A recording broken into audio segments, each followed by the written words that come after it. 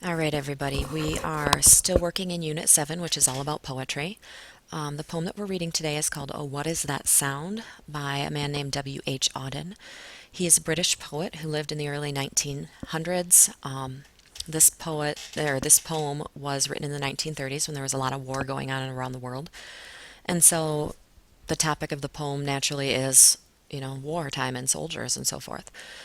I'm going to try something a little bit different here with this recording so that maybe if you're having trouble focusing one day or miss class one day, you can still go back and be able to get all the important stuff from this poem that you need to learn for later on. The poetic form that we're going to talk about here is called a ballad.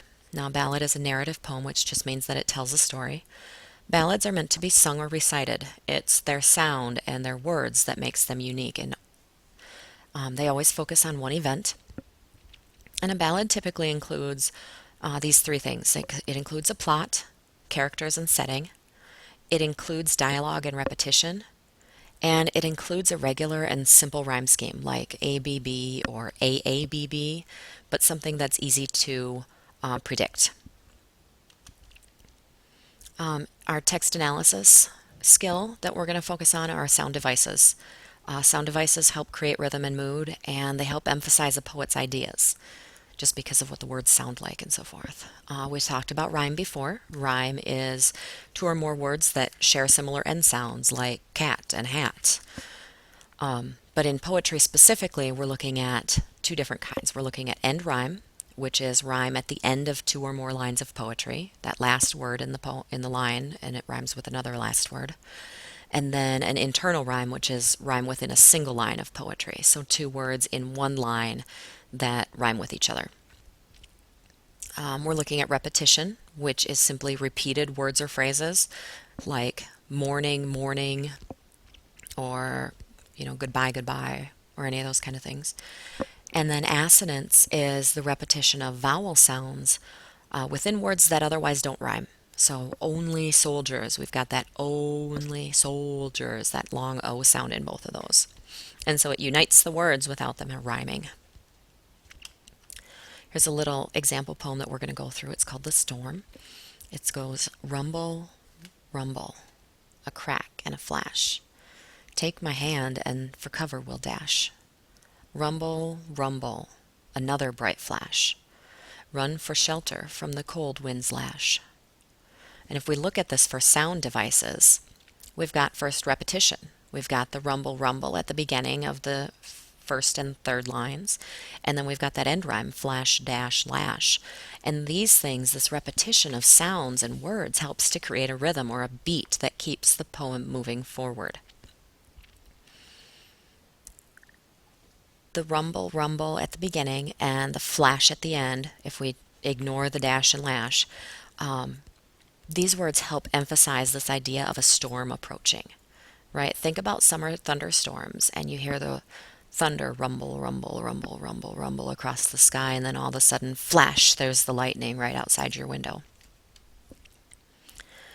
And then finally, if we look just at the end rhymes, flash, dash, flash, lash, because these are so short and rhyming words, they create kind of a hurrying mood, like you hurry up, and let's get inside out of the storm. Our reading skill is analyzing speakers. The poem that we're reading is set up as a dialogue between two speakers, most likely a husband and wife, but it could be anybody. Everything that we can learn about the speaker's feelings have to come from the words they use because it's just a conversation and we don't get any description of what it is that's going on outside of the words. So we have to use the reactions of the speakers in order to imagine what's happening. And as we go through the poem, we can also look for changes in the speaker's attitudes. We're going to use a chart like this one here, where speaker 1 and speaker 2 will kind of look at their attitudes at the beginning of the poem or their initial reactions, and then what are their reactions at the end of the poem. And they're quite different, you'll notice. So here's the poem that we're reading. I'm going to have somebody with a really cool voice read it instead of me. So give me just a second here. Oh, What Is That Sound by W.H. Auden. Oh, what is that sound which so thrills the ear? Down in the valley, drumming, drumming. Only the scarlet soldiers, dear, the soldiers coming. Oh, what is that light I see flashing so clear over the distance brightly, brightly? Only the sun on their weapons, dear, as they step lightly. Oh, what are they doing with all that gear? What are they doing this morning, this morning? Only their usual maneuvers, dear, or perhaps a warning. Oh, why have they left the road down there? Why are they suddenly wheeling, wheeling? Perhaps a change in their orders, dear. Why are you kneeling? Oh, haven't they stopped for the doctor's care? Haven't they reined their horses, their horses? Why, they are none of them wounded, dear, none of these forces. Oh, is it the parson they want with white hair? Is it the parson? Is it, is it? No, they are passing his gateway, dear, without a visit. Oh, it must be the farmer who lives so near. It must be the farmer, so cunning, so cunning. They have passed the farmyard already, dear, and now they are running. Oh, where are you going? Stay with me here. Were the vows you swore deceiving, deceiving? No, I promised to love you, dear, but I must be leaving. Oh, it's broken the lock and splintered the door. Oh, it's the gate where they're turning, turning. Their boots are heavy on the floor, and their eyes are burning. He did a very much better job than I would have done. So let's look at this poem a little bit. We'll break it up and look at the things that we're supposed to be learning through this. First off, let's look at the ballad, the poetic form. And you remember that a ballad has plot, setting, and characters. So these are the first three stanzas of the poem. We'll look at how that plot, setting, and characters comes out. In the first stanza, lines 1 through 4, you can see here I've highlighted with italics speaker 1 and then in bold speaker 2. And you'll notice that that pattern continues throughout the poem where the first 2 lines are speaker 1 and the second 2 lines are speaker 2. So we already have established our 2 characters. We've got 2 speakers. And then in the last line, part of our plot is that there's soldiers coming. Okay, so something's going on and there's soldiers outside their window. In the second stanza, you can tell that the soldiers have weapons. So they're not just soldiers marching around, they're actually armed soldiers, which ups the danger level a little bit. And with the words light and brightly and sun, I know that it's got to be daytime. Okay, so this isn't happening in the nighttime, this is something that's happening in broad daylight. And then if we look at the third stanza, we can tell not just is it daytime, but it's morning. This morning, this morning.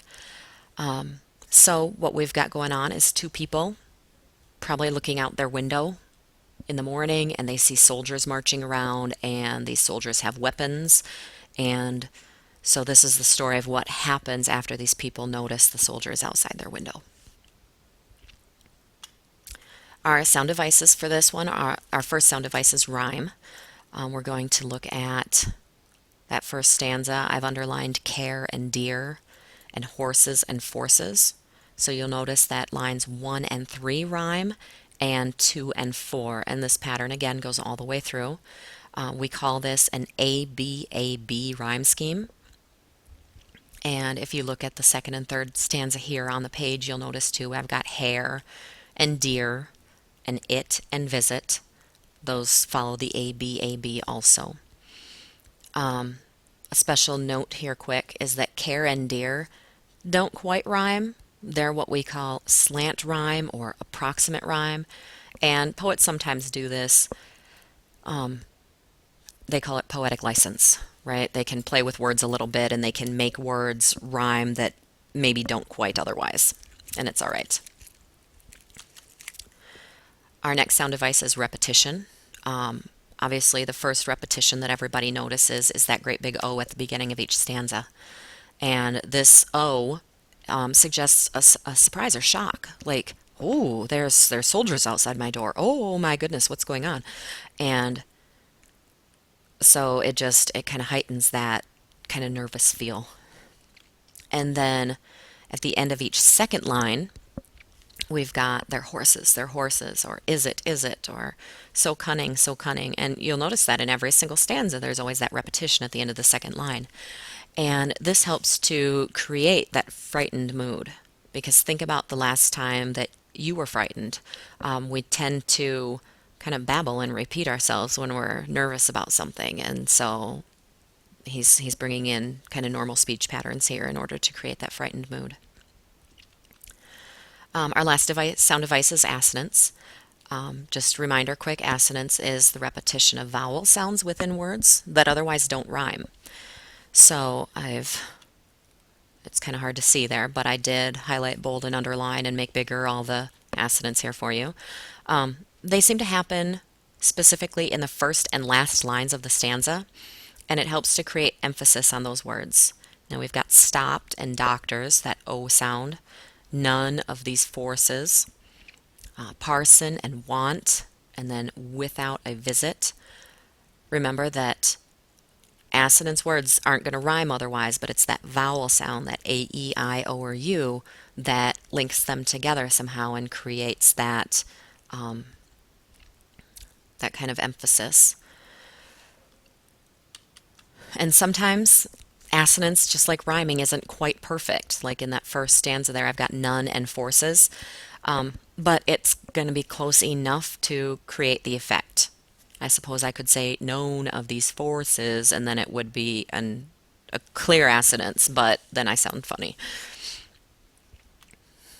And then the last skill that we're looking at here is analyzing speakers.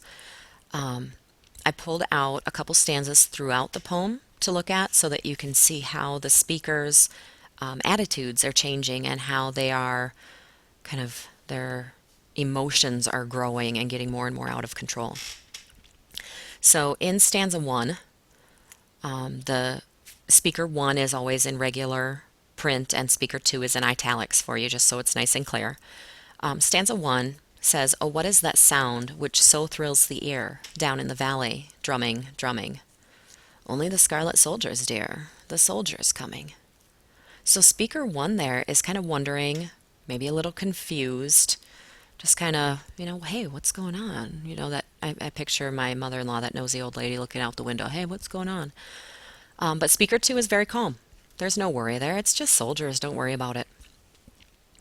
And then a couple stanzas later in stanza 4, it says, "Oh, why have they left the road down there? Why are they suddenly wheeling, wheeling? Perhaps a change in their orders, dear. Why are you kneeling?" And there in line 2, wheeling means like turning around. Okay, so it's like they're walking down this path, but now they're turning around. So speaker number 1, the concern is growing. We're noticing that the soldiers seem to be changing direction. We're wondering kind of what's going on. And if you remember back to the ballad thing, these soldiers are not unarmed. These are soldiers walking around with guns and weapons. So noticing them turning is kind of concerning. But speaker 2 is still pretty calm and wondering why speaker 1 is so worried. Like, why are you kneeling on the floor? It's okay. Don't worry about it. Okay, then we move down a couple more stanzas to 8 and 9, which is the end of the poem. In stanza 8, starts again with speaker 1. "Oh, where are you going? Stay with me here. Were the vows you swore deceiving, deceiving? No, I promised to love you, dear, but I must be leaving." So speaker 1 here is frightened, very scared, because speaker 2 is going away, walking out the door.